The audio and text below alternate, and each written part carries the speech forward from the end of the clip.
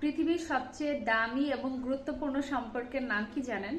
শুনলে খানিকটা অবাক হবেন, তবুও জেনে রাখুন।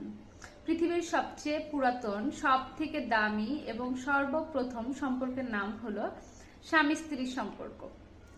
মানুষের জীবনে বাবা মা সবসময় থাকে না, কথাটা তো হলেও সত্যি।